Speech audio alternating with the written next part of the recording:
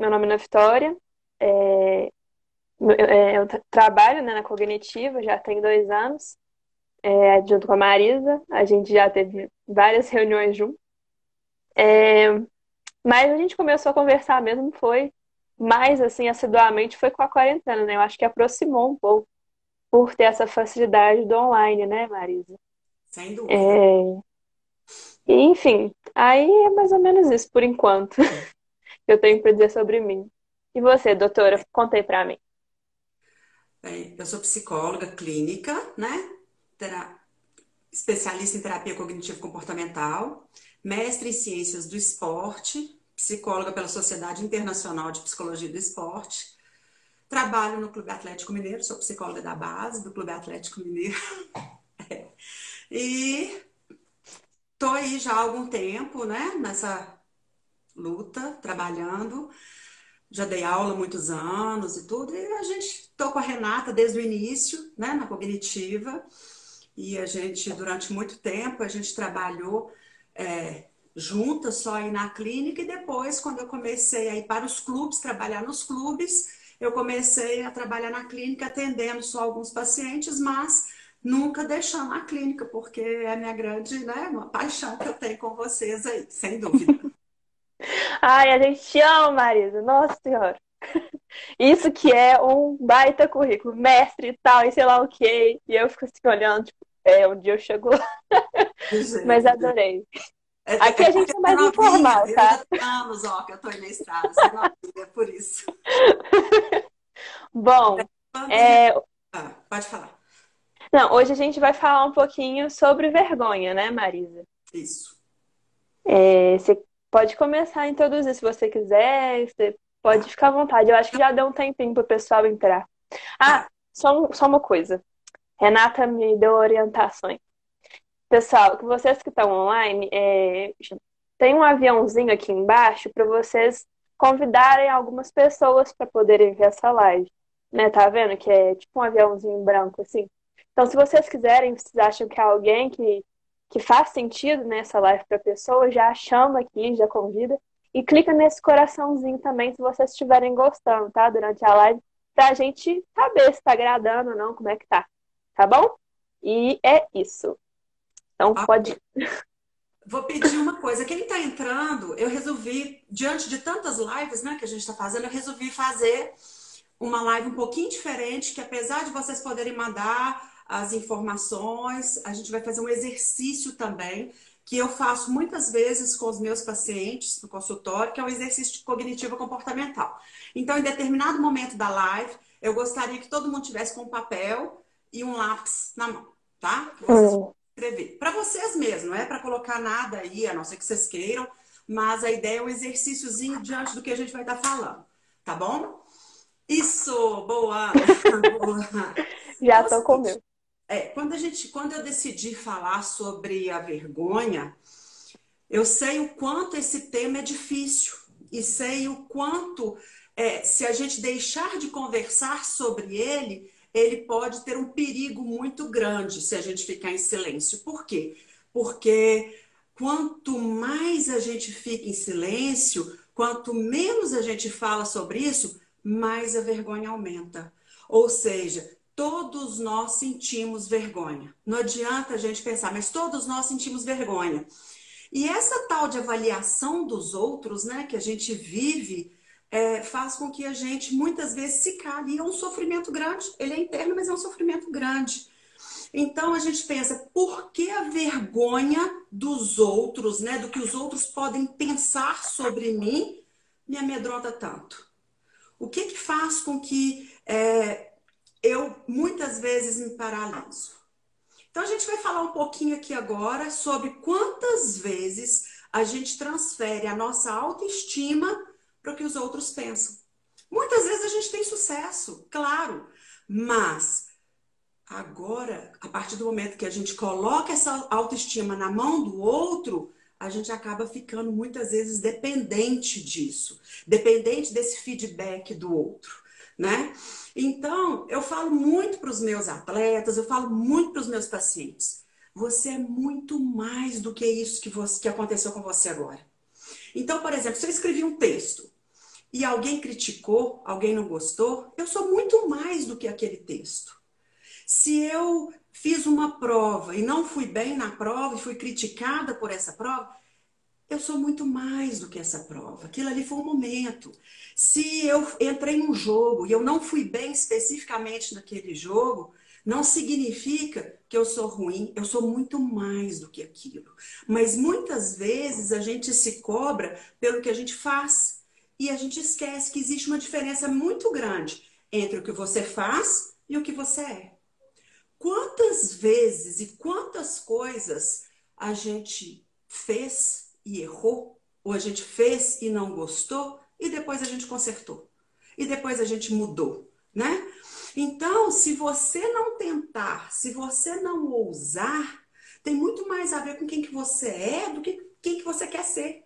Quando a vergonha te impede, ela faz com que você deixe de buscar aquilo que você quer ser. Então, quando a nossa estima, vocês imaginam o seguinte, quando a minha autoestima não está em jogo, por que que a gente está muito mais disposto a ser corajoso? Por que que a gente está muito mais disposto a correr risco de mostrar os nossos dons e os nossos talentos? Do que quando a gente pensa que, epa, minha autoestima está em jogo e isso vai fazer com que eu paralise. Então, quando eu não penso dessa forma, eu ouso muito mais. Eu corro muito mais riscos, eu mostro muito mais os meus talentos e muito mais os dons que eu tenho. Então, eu acredito muito que o medo de ser avaliado negativamente pelos outros é o que gera muita ansiedade nas pessoas e faz com que a vergonha dela faz com que ela se mantenha atrofiada, tímida e medrosa. E aí aqui, Ana, eu não vou nem falar de perfeccionismo, que aí só de perfeccionismo a gente tem 6 dimensões, né? Eu não vou falar de culpa. Você é Presente. perfeccionista, Ana? Presente. Eu não Mas vou. já melhorei. Já melhorou? Então, tá bom. Eu não vou falar de culpa, eu não vou falar de humilhação, eu não vou falar de constrangimento. Que isso por si só esses 4, perfeccionismo, culpa, humilhação e constrangimento, já gera outra live, né? Vocês concordam comigo? Então, nós Sem vamos dúvida. ficar bem focados na vergonha, tá bom? Uhum. Combinado? Ô Marisa, Oi. você falou da vergonha e da ansiedade, então elas estão muito interligadas. Sim, eu acredito muito que a vergonha ela é um sentimento primário e que gera outras questões. Quando eu tenho medo de ousar, de colocar o meu talento em, em Uhum. atividade, para eu me sentir produtivo, para eu me mostrar para o outro, se eu não tiver uma crença em mim de que eu realmente sou capaz, isso pode gerar uma ansiedade muito grande. Então, eu acabo tendo 2 sentimentos, um primário e um secundário, aí para que um trabalhe efetivamente compensando o outro, ou os dois me deixando mais Mas sem doido. funcionamento. Isso. Então, Pode ir. quando a gente pensa, e todas as vezes que eu penso em termos de vergonha, a vergonha ela é um sentimento extremamente ou um sentimento intensamente doloroso, né? A questão de não acreditar que nós somos capazes, ou pensar que eu acredito que eu sou defeituoso, ou que eu não sou capaz, ou que eu não sou tão bom quanto o outro, então, portanto, eu sou indigno de amor ou indigno de atenção. É uma coisa dolorosa, né? Quando a gente pensa assim, né? A Uhum. vergonha, ela faz com que a gente se feche, entendeu? E ela se alimenta do segredo, porque a gente fica remoendo aqueles momentos de vergonha na nossa vida. A gente fica pensando o que que o outro fez. Ai, nunca mais eu vou aparecer lá. Nunca mais eu vou fazer isso. Então a vergonha ela é uma dor real. Sabe, para a pessoa ela é uma dor real. Por isso é que eu falei lá no início que quando a gente não fala dela, quando a gente não expõe, a vergonha ela se alimenta do nosso segredo, né? Porque a gente fica remoendo aquilo ali, a gente não passa a coisa para frente, a gente não se coloca. E toda vez que a gente não se coloca, aquilo cresce dentro da gente e começa a ser uma verdade, né? Então, assim, Aham. é uma dor e que se alimenta desse momento muito íntimo meu, que eu não coloco para ninguém, e que faz com que isso só vai ficando uma verdade cada vez maior, né? Marisa, então é como se assim, vamos supor, eu tenho medo de descobrirem que eu não sei fazer uma coisa. E aí eu evito fazer aquela coisa por vergonha de descobrirem que eu não sei fazer a coisa. E aí vai virando uma bola de neve e aí realmente eu não vou conseguindo porque aquilo vai gerando uma ansiedade e vai se alimentando, tipo um ciclo. Algo assim? Eu acredito que é uma maneira como vivenciamos a vergonha tem muito a ver com a nossa conversa interna. Sabe aquela brincadeira que a gente brinca, que é aquela conversinha que a gente tem com a gente mesmo, que a gente não Aham. conta pra ninguém? Sabe quando a gente Os, fala isso? os divertidamente, tudo assim. É aquela história assim, eu tenho alguma coisa escondido aqui em mim que eu não vou colocar para ninguém, que eu não vou mostrar para ninguém.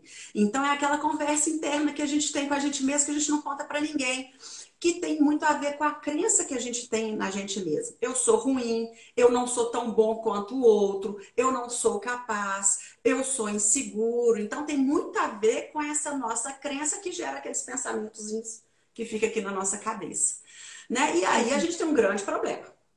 Aí surgiu o grande problema se a gente for pensar da vergonha. Por quê? Porque nós somos seres que necessitamos de vínculo. Todos nós temos, a gente necessita de uma conexão, de um vínculo com o outro, né? Quando a gente passa vergonha, a gente se sente desconectado desse outro.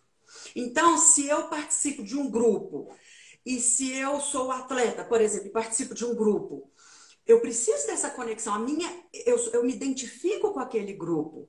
Então, a partir do momento que eu me apresento por qualquer razão e passo uma vergonha naquele grupo onde eu me identifico, eu crio uma desconexão com esse outro grupo. Entendeu? Porque eu fico com vergonha, e aí cresce, e aí eu não consigo mais funcionar da maneira como eu funcionaria, porque eu fico tão focado no que eu errei ou na vergonha que eu passei, que eu não produzo mais para frente. Eu fico focado naquilo que foi um momento de dor, um momento de sofrimento. E aí, vocês imaginam. Deixa eu dar um exemplo assim. Imagina uma criança. Antigamente era muito comum, acho, acredito, espero de coração, que hoje em dia as escolas tenham mudado, mas em escolas que apresentavam a nota de um e a nota do outro. Comparava as crianças com a nota de um. Você sabe que isso acontecia. Eu não sei Comigo se não. acontece ainda, mas aquela que fazia e expunha a criança que tinha tido nota baixa. Então, isso é Uhum. uma vergonha muito grande para a criança, né? A criança se sentia completamente desconectada daquela identidade dela com aquele grupo. Então, vou Marisa, contar. Ah, pode tem falar. muito a ver com você se comparar também, né? Porque essa timidez é justamente você se colocando perto de alguém que, na teoria, é muito mais capaz do que você, mas que é diferente. Então, tem tantas coisas diferentes, né? E Que tem e tudo a você ver com acrescentaria. que a gente precisa, que a gente precisa em relação ao outro, né? Nós somos seres que a gente precisa de conexão, né? Uhum. As A coisas Miriam humanas tá a gente é feita comentando. assim, e isso é muito bonito, né? Mas É, às vezes é duro, né? Eu tô vendo aqui que a Miriam colocou quem viveu sim. bullying. A gente sabe disso, a vergonha e o quanto isso acarreta depois, né, para a pessoa, é uma coisa que às vezes leva para a vida inteira. E a gente sabe de consultório o tanto que a gente trabalha isso, né? Então, vou dar um exemplo para vocês nesse sentido aí que vocês vão entender. Um exemplo meu, eu posso falar, né? Todo mundo sabe, quem me conhece um pouquinho, sabe que eu amo viajar, amo. É, Nessa pandemia, agora eu fico pensando que essa questão de ficar restrito, tanto que isso me angustia, mas tudo Por bem. isso que você fica assistindo documentários de lugares que você fala. Isso, adoro assistir todos os documentários de lugares, eu fico pensando aonde que eu vou, para onde que eu vou na próxima, né, na minha próxima viagem. Então, assim, é realmente uma grande paixão que eu tenho. Mas eu tenho um grande problema, que é meu inglês. Então, assim, claro, fico inventando viagens, fazer curso fora, sabe, de inglês. Vivo fazendo curso. Ah, vou para a Inglaterra fazer um curso de inglês, vou para os Estados Unidos fazer um curso de inglês. Claro, é uma maneira de eu achar as duas coisas, né? Me ajudar nas duas coisas. Mas eu tenho muita vergonha do meu inglês. Eu não sei nem se ele é bom ou se ele é ruim. Eu não morro de fome fora, eu consigo funcionar bem, mas quantas e quantas vezes e oportunidades eu perdi por ter vergonha do meu inglês. Eu já tive oportunidade e convites para fazer doutorado fora do Brasil. Eu já tive convites para poder me apresentar fora. Não vou, porque e o meu inglês? Imagina a vergonha. Uma vez eu fui apresentar num congresso na Espanha, e o congresso era em inglês, lógico, né? Um congresso internacional. Eu treinei exaustivamente o que eu ia falar. Mas a minha vergonha era de alguém perguntar e eu não saber responder. Entendeu? O que eu tinha que falar, eu sabia, mas e as perguntas do outro? Então, assim, eu tô contando isso uma coisa minha. Eu consigo me virar, eu dou conta do inglês, mas a vergonha, exatamente o que eu não sei quem foi que falou, Cristina, a Cristina. vergonha tira a nossa liberdade. É exatamente isso. Ela faz com que eu não me apresente, ela faz com que eu fique plantada dentro de mim e Renata, todo mundo brinca, eu brinco com todo mundo, falo, gente, pelo amor de Deus, faz uma terapia em mim para ver se eu comparo com essa história do inglês. Ó, não tive sucesso com É ninguém. como se a vergonha podasse, né? Então, tira o de Exatamente. mais diferente, de especial, né? E por isso eu falei Continue o que é esse exemplo. o grande problema, né? Porque a vergonha, ela é considerada uma emoção fundada nas relações sociais, de forma que ela faz com que ela proteja o indivíduo de possíveis ameaças, que ele entende enquanto ameaça a sua posição social. Então, assim, nós temos dois tipos de vergonha que são vergonhas que a gente coloca como vergonha, é claro, tá? Ana, você vai olhando aqui porque Uhum, eu, eu às tô vezes, eu vendo. tô tentando ler ali, mas às vezes eu não consigo chegar. Eu já te expliquei Eu tô isso. esperando você terminar o raciocínio. Tá bom. Então, nós temos dois tipos de vergonha. A vergonha interna, que é o eu me autoavalio de forma negativa, sendo, sendo como se eu estivesse me avaliando como um mal, como indesejado, como sem valor. Então, essa é a vergonha interna. E a vergonha externa, que tem muito mais a ver com pensamentos e sentimentos em relação ao eu social, bem como as expectativas sobre a forma como esse outro vai me julgar e vai me avaliar. Então, são dois tipos, a vergonha interna e a vergonha externa, tá? Então, é É interessante. a... Tem hora que uma complementa a outra, tem hora que as duas vão.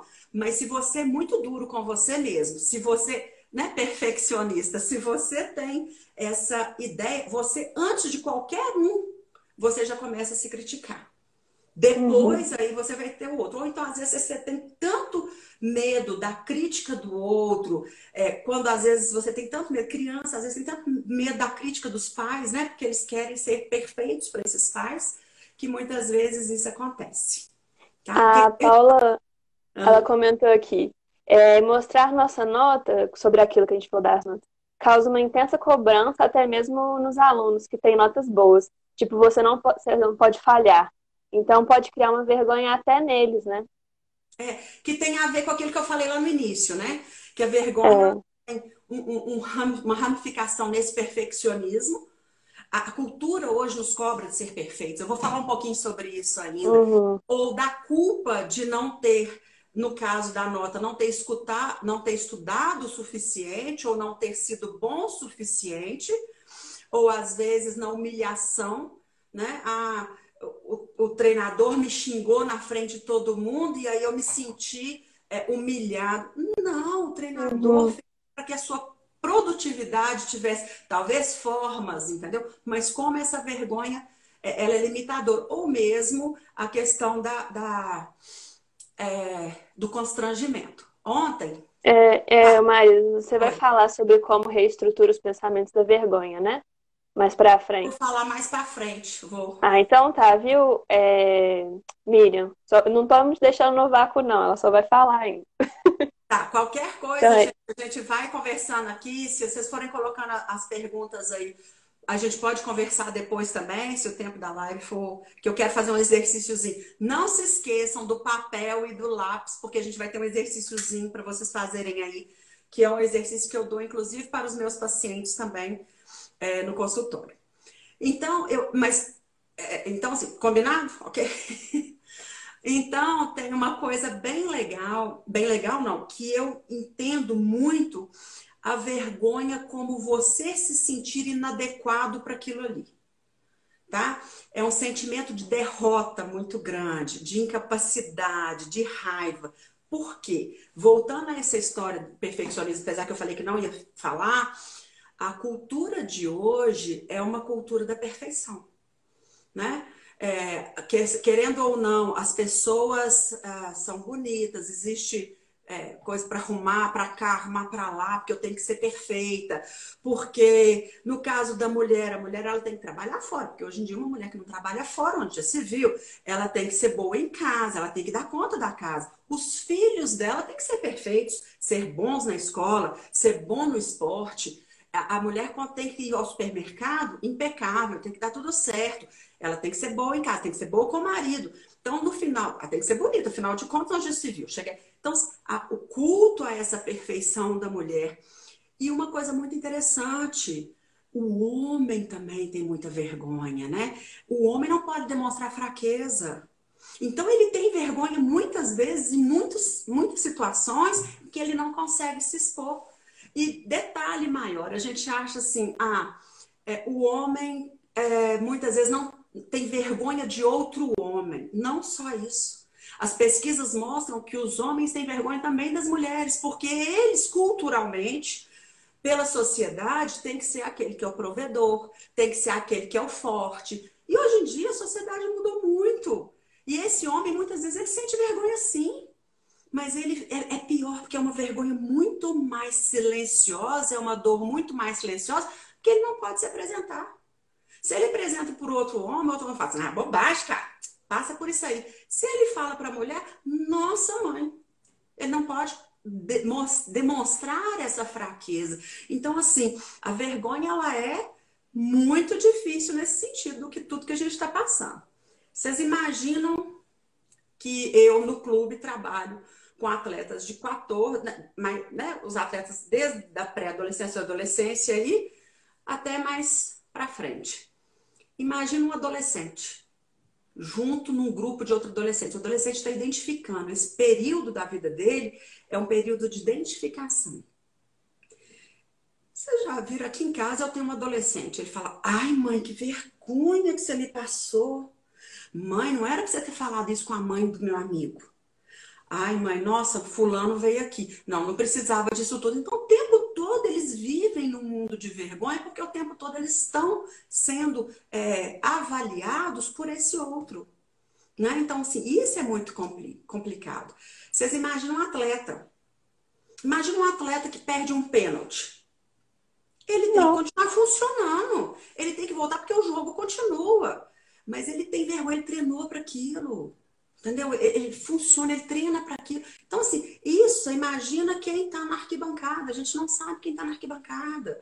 E se o meu treinador me viu, nossa, no próximo jogo eu não jogo mais. Ele ficou vergonha. Então, assim, nesse sentido, uma das coisas que a gente vai falar mais para frente é como a gente precisa reverter isso rapidamente.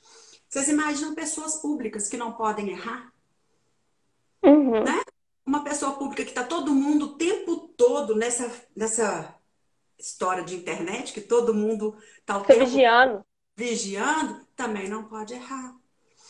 E para nós, pessoas, né? Como a gente mesmo, a gente nunca ser bom o bastante, nunca ser perfeito, nunca ser inteligente o bastante, nunca ser magro o bastante, nunca, sabe? E por aí afora. Então é tudo sempre assim, eu nunca sou o bastante, eu nunca sou o bastante. E aí a gente acaba vivendo numa vida de escassez, né? Parece que o tempo todo eu tô na escassez. Então, além da minha Marisa, história. Oi. também pode entrar muito que a gente aprendeu desde a escola, né? Que errar é ruim.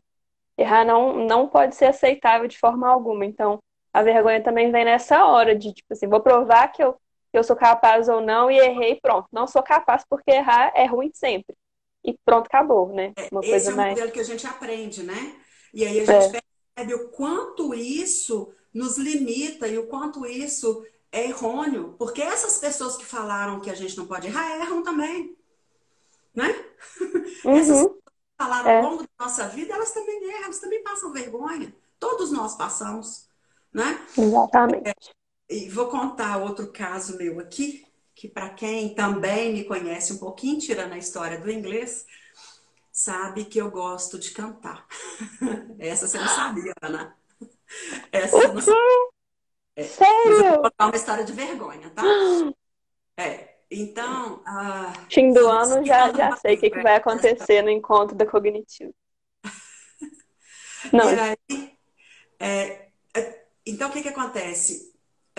Quando eu era na adolescência, eu cantei em igreja, eu cantava no coral da igreja. Legal. Quando eu ia nas quartas-feiras, a gente treinava, ensaiava, no domingo a gente ia para a igreja, cantava, não tinha problema nenhum. O problema era quando eu tinha que cantar sozinha, né? Aí a coisa é complicada, porque no meio de todo mundo estava tudo muito bem. E aí eu vou contar uma história para vocês de uma vergonha muito grande que eu passei, que eu lembro disso até hoje, que foi na minha primeira comunhão, oito anos por aí, e a gente ia cantar, aliás, a gente ia cantar todas as músicas, né, da primeira comunhão. Eu estudava no colégio de padre e que ia ser lá mesmo a primeira comunhão, na própria escola, e a gente treinava, a gente ia cantar aquela música Oração de São Francisco. E o que que aconteceu? A professora, na sala de aula, no trem, assim, no ensaio, falou comigo, ai, Marisa, e o pessoal ia falar uma parte, todo mundo, todo o grupo, e tinha uma parte que só uma pessoa cantava sozinha. E ela falou, Marisa, entra com essa parte que você vai cantar sozinha. Eu cantei tão mal, eu fiquei tão ansiosa, eu fiquei tão preocupada, e na minha cabeça o pensamento era, não, Odair, não, vocês não vão me. vai ouvir sim, vai, Odai.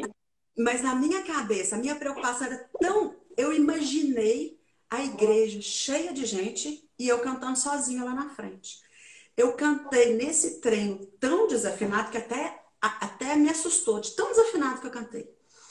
E ela falou: não, não vai poder ser você quem vai cantar sozinha.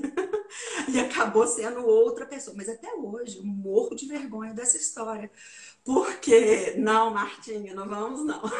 Vai. O Então, povo quer Marisa. Uai. então, o que que acontece?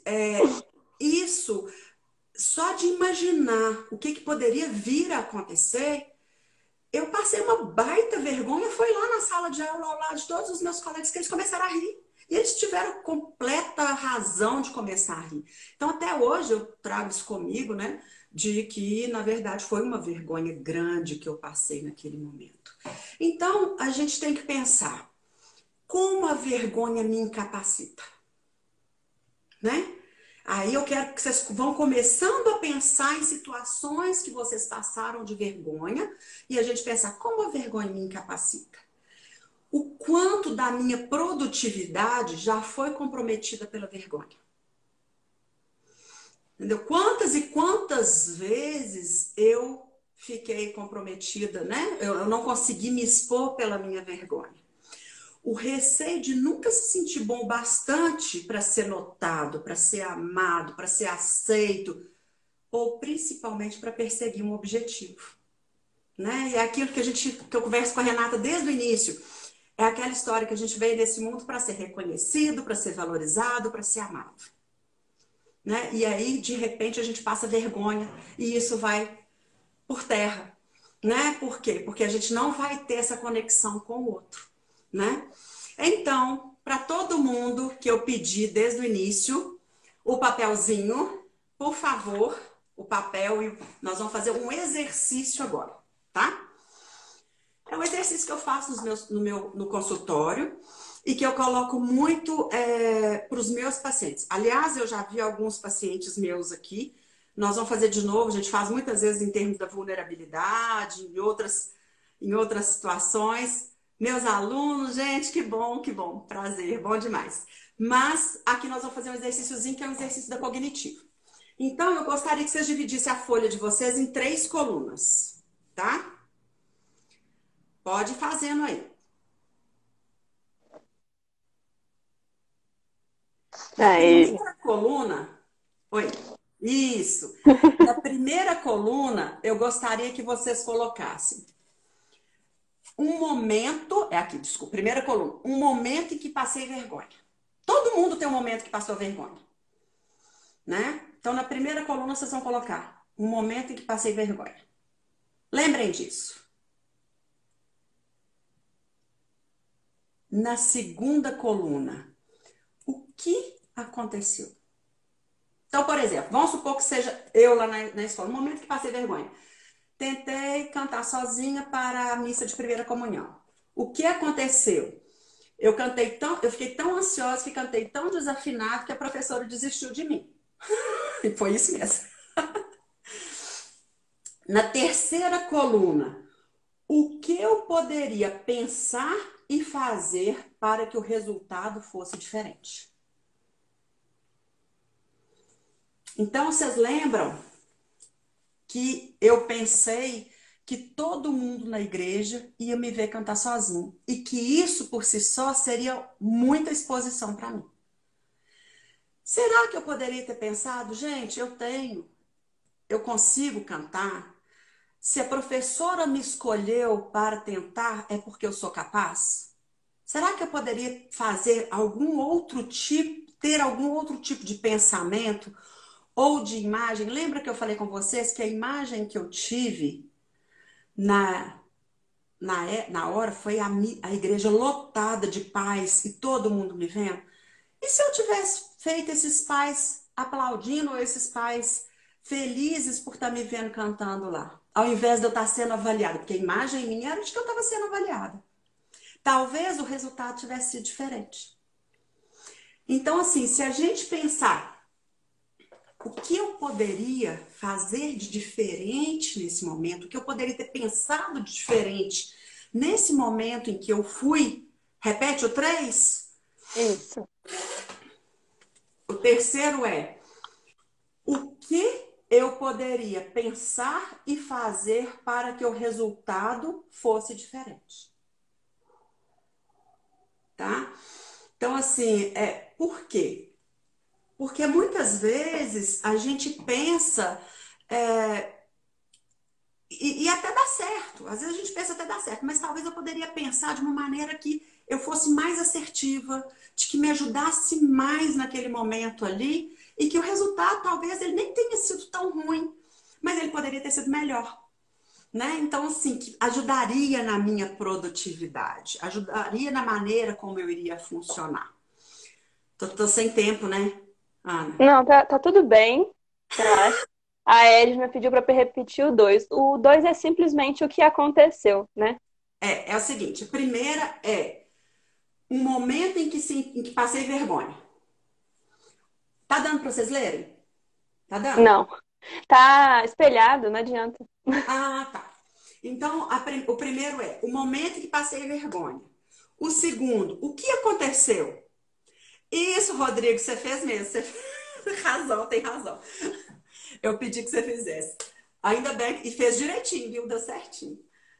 O segundo, o que aconteceu? O terceiro, o que eu poderia pensar ou fazer diferente para que o resultado fosse melhor, para que eu ficasse mais satisfeito com o resultado? Sim. O Ai, dois Dayana, é, o você dois é podia o que escrever. aconteceu. Isso mesmo, Dayana. Isso, ela está escrevendo aí para vocês, gente. Dayana maravilhosa. Isso. Brilhou. Obrigada, obrigada, Dayana. Então, assim, eu gostei porque eu acho que essa live, a gente está falando da teoria, mas vamos colocar na prática, vamos colocar naquilo que realmente eu estou fazendo, eu estou colocando. Todos nós tivemos momentos de vergonha. Marcos, a timidez é um grande fator para vergonha, tá? Quando eu não consigo, por alguma razão, me expor diante do outro, isso me limita. Ou isso faz com que eu imagine que várias situações podem vir a ser situações de vergonha, tá?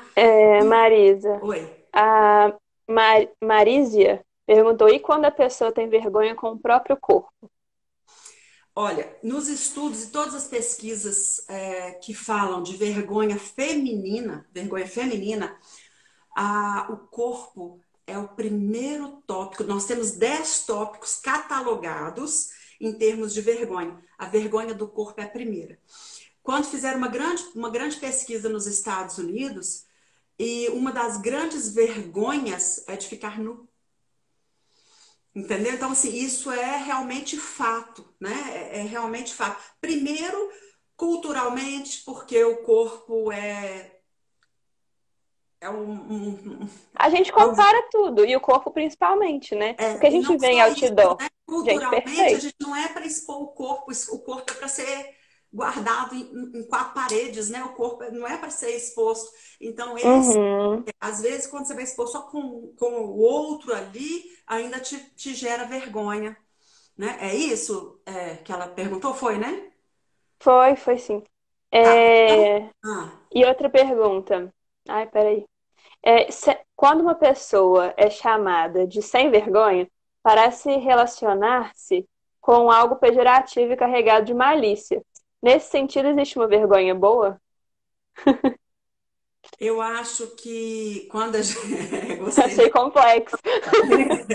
quando é sem vergonha, nesse É, sentido, ela ajuda na sua produtividade, né? Depois eu vou passar, sim, a referência do artigo, mas minha ex-aluna, bonitinha demais, pode deixar que eu faço. Então, assim, realmente, o sem vergonha nesse sentido é que eu brinco que uma pessoa plena é aquela que ela acredita muito nela e ela não faz com que essa crítica do outro seja tão importante, seja tão uhum. fundamental para a produtividade dela.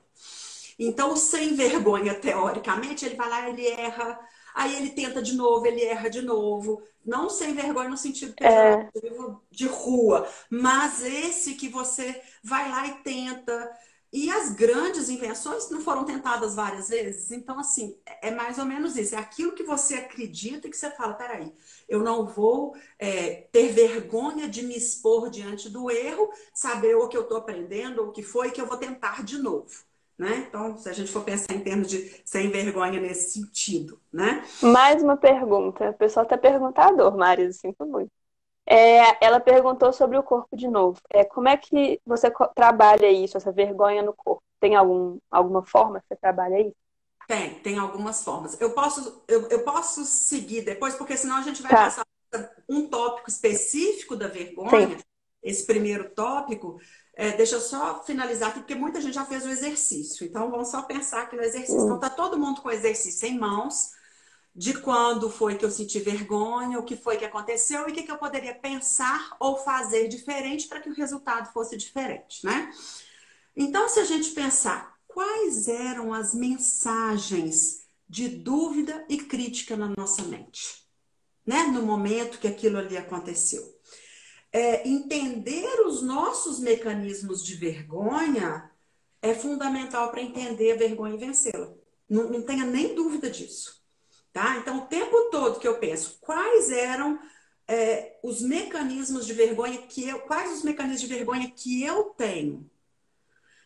Então, é isso que eu falo, que é muito difícil, às vezes, no adolescente, porque ele está se identificando, ou num grupo. Qual o mecanismo de vergonha que eu tenho num grupo, a partir do momento que eu me identifico com esse grupo, e que esse grupo, muitas vezes, acarreta várias outras questões ao longo da minha vida. Né? Então, imagina num grupo de atletas, onde às vezes aquilo ali significa muita coisa para ele, para a família, para um tanto de gente, e que de repente ele ou não consegue fazer, ou não se apresenta, ou tem vergonha do que pode ter acontecido. Então, quando a gente pensa nesse sentido, muitas vezes a gente pode perder um atleta porque ele não consegue se expor, né? Ou a gente pode fazer com que um aluno não invista o suficiente na, na carreira dele, ou o que for, porque ele não consegue se expor, né? Então, isso é muito Uhum. interessante. Então, vamos pensar aqui, só falar um pouquinho agora, finalizando. que depois de compreender o que é a vergonha, o que fazer, né? É aquilo que a gente pensa, o que fazer. Primeiro, quando eu acho que uma das questões mais difíceis que a gente pensa em termos de clínica, não mais uma das mais difíceis, porque eu não estou falando em termos de transtorno, eu estou falando é a questão da autoestima, né? Essa autoestima que ela é construída de uma forma a ser muito rígida com a gente mesma, a ser muito negativa. E a vergonha tem tudo a ver com essa autoestima que a gente tem, igual eu coloquei lá no início, né? Então, uma das coisas mais importantes para a gente combater ou para a gente entender um pouquinho essa vergonha é a gente falar sobre ela com pessoas que vão entender o que a gente passou. O que que é isso? Nós temos um exercício na cognitiva, na clínica, que a gente faz com que o paciente saia do problema dele, enxergue de fora e a gente pergunta para ele: imagine que fosse um amigo seu que estivesse contando exatamente isso aqui que você está me contando. Exatamente isso. Como que você iria aconselhar seu amigo? Lembra disso? Não tem um exercício assim que a gente faz na cognitiva? Super tem. Exatamente. Então, quando a gente compartilha essa história que foi tão sofrida para mim, né, com alguém de maneira solidária, de maneira compreensiva, que você entende que o outro vai falar: cara, eu já passei por isso, eu já vivenciei isso, e que não vai debochar da sua vergonha, mas que vai falar: eu já passei por uma situação assim, e que vai ser completamente empático com você nesse seu sofrimento, a sua vergonha diminui, porque você vai perceber que todos nós passamos por essa situação. É muito mais fácil aconselhar o outro, não tenha dúvida, Marcela, não tenha dúvida. Por isso que às vezes a gente precisa sair do nosso olhar, do nosso lugar e pensar como eu faria com o outro, né? E fazer uma autocrítica sobre a cobrança em você mesmo. Será que eu tô fincando uma faca, né? Eu brinco muito com os pacientes: tô fincando uma faca em mim? Será que eu tô sendo tão dura comigo? A gente tem o costume de comparar com o outro, mas a gente só vê o outro da rua para fora, né? A gente não vê o outro no dia a dia dele, a gente não vê o outro os defeitos que o outro tem, a gente não vê as questões que tá. Então, assim, fale com você como você falaria com um amigo ou com uma pessoa querida no momento de vergonha. A hora que você faz isso, você pega esse pensamento, que é um pensamento automático, negativo, que está te punindo, e faz com que você reverta isso, tá? Eu não tô conseguindo entender eu não tô conseguindo enxergar essa pergunta. Eu até tento, já, mas não consigo enxergar. É, o quanto a timidez está relacionada com o desempenho. Vemos muitos atletas tímidos no extracampo e dentro de campo. Se, se expressam muito bem. Se expressam muito bem. A cobrança nesses jogadores deve ser diferente dos demais? Eu falo muito com os treinadores e eu agradeço muito Rodolfo, Marquinhos, pessoal que está aqui, os treinadores lá do Galo, que estão aqui para a gente bater esse papo, que é o seguinte: o olhar do treinador. Primeiro, os meninos têm um receio, não, um receio muito grande da crítica desse treinador. O olhar desse treinador em cima disso, em cima de como esse menino se expressa, tá excelente. Esse menino, se ele é um menino tímido fora de campo, se ele é um menino que aí são questões que às vezes ele não dá conta de lidar com o corpo, ou ele ainda é muito novo para conseguir se identificar com o grupo, porque às vezes acontece isso, mas que ele tá produtivo. O papel do treinador ali, cara, é dar asas para produtividade, para o talento, para a habilidade que esse menino tem. E aí a gente enxergar que a partir do momento que ele está produzindo, a partir do momento que ele está se autoafirmando dentro de campo, isso automaticamente vai gerar uma mudança no corpo, na cabeça dele, em termos de produtividade fora de campo também. Porque ele vai começar a ficar mais Ele, autoconfiante. Marisa, quando você fala disso de você aconselhar outra pessoa, entra aí também, porque você vai criando na sua cabeça novas formas de lidar com aquele problema, aquela coisa que aconteceu. E aí Sim, isso vai te ajudando a ficar mais flexível nesse sentido. sem Então pode dúvida. ajudar o atleta também. Uhum. Isso mesmo, né? Hum. Então eu sei, Andréia, um beijo para você. Eu sei que vocês, eu sei que a gente tem um horário, e eu falei que a live ia ser curtinha e eu prometo que vai ser. Eu só quero terminar com dois pensamentos que eu acho muito importante a gente finalizar e que eu acho que sintetiza muito do que eu penso, tá? Da Brené Brown, que eu não ia poder deixar de falar, fala tanto de vulnerabilidade, exatamente, que eu não ia poder deixar de falar, que ela fala o seguinte: somente quando temos coragem suficiente para explorar a escuridão, descobrimos o poder infinito da nossa própria luz. Então a gente sabe disso, que a gente tem esse lado escuro e esse lado luz, e que se a gente entender e se a gente deixar essa coragem aflorar, a gente vai colher muitos frutos dessa própria luz, né? E o outro que todos sentimos vergonha. Todos temos o bem e o mal, a escuridão e a luz dentro de nós. Mas se não nos reconciliamos com nossa vergonha, com nossos conflitos, começaremos a acreditar que há algo errado conosco, que nós mesmos nós somos maus, defeituosos e pior ainda, começaremos a agir com base nessas crenças. Se quisermos ser pessoas plenas, estar inteiramente conectados com a vida, precisamos ficar vulneráveis. E para isso temos que aprender a lidar com a vergonha. Os dois são da Brené Brown e eu acho que são fantásticos, tá? Maravilhoso. Eu agradeço muito esse momento que a gente teve junto, né? E Antes de encerrar, Marisa, rapidinho. tá. É, eu queria. O pessoal já tá mandando coraçãozinho, tô adorando aqui. Eu queria que vocês, se aprenderam alguma coisa, acharam a live interessante, tirasse um print agora e posta no stories de vocês falando, aprendi isso aqui. E marcar a gente, né? Marca a Marisa, pode me marcar, se vocês quiserem. Meu Instagram é Ana com dois N's Werneck, mas marca cognitiva também. Vai ser muito bom. Marisa, dá um sorriso para eles tirarem o print pra gente estar com a cara bonita. Ana, você é uma peça. Então tá bom. Pode falar. Obrigado, Marta. Beijo. Adorei você estar aqui. Obrigada.